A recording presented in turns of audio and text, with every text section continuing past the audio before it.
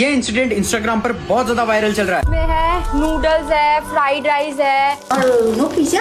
क्यों गरीब गरीब ही रह जाता है? तो देखो, यूनिवर्स का एक सीक्रेट लॉ है, लॉ ऑफ अट्रैक्शन। और मैं ऑलरेडी तुम्हें हजारों बार बोल चुका हूँ कि अगर तुम अच्छे इन्वायरमेंट में अच्छे लोगों के साथ रहोगे तभी तुम अच्छे या अमीर सक्सेसफुल इंसान बनोगे। और सेम चीज मैंने एक रील में भी बताई थी कि धीरूभाई अंबानी, जिन्होंने रिलायंस का एम्पायर बनाया, उनकी जब सैलरी होती थी 300 रुपए महीना, उस टाइम चाय मिलती थी 25 पैसे की, लेकिन फिर भी वो चाय पीने जाते थे ताज पैलेस लग्जूरियस होटल में, जहाँ पे 300 रुपए की चाय मिलती थी और वो पी के आ जाते थे। उनके दोस्त और परिवार वाले उन्हें क्रिटिसाइज करते थे, गुस्सा करते थे, ये क्या पागलपन है, ऐसा क्यों करता है? तो धीरूभाई अंबानी बोलते थे कि मैं वहां पर अमीर और सक्सेसफुल इंसान लोगों के साथ बैठता हूँ जो बड़ी बड़ी बातें करते हैं पैसों के बारे में, बिजनेसेस के बारे में, ना कि वहां पर बातें होती है कि ये क्या कर रहा है, वो क्या कर रहा है, इसकी जिंदगी में क्या चल रहा है। क्योंकि एपीजे अब्दुल कलाम बोलते थे, if you think you are sick then one day you will become sick. अगर तुम 4 इंटेलिजेंट लोगों के साथ बैठोगे तो 5वें तुम बन जाओगे।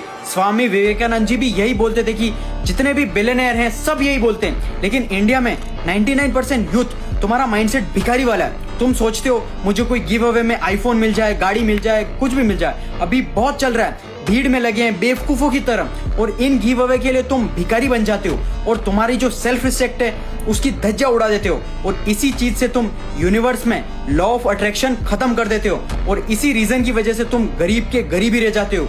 तुम लोग लाइव एग्जांपल देख सकते हो, रानू मंडल, कच्चा बादाम या जो भी जितने भी फेमस हो गए, लेकिन रातों रात गरीब भी हो गए, बिल्कुल वापस भीख मांगने लग गए। रीजन पता है क्या था? क्योंकि इनका माइंडसेट जो था भिखारी वाला था, लॉ ऑफ अट्रैक्शन था ही नहीं इनके अंदर भीख मांगने वाला माइंडसेट था शुरू से। ये फेमस तो हुए, सक्सेस तक पहुंच भी गए, लेकिन रातों रात वापस गरीब भी बन गए। इसलिए अगर तुम्हारा माइंडसेट है कि तुम्हें किसी से भीख मांग के घर चलाना पड़ रहा है तो ये बिल्कुल मत करो।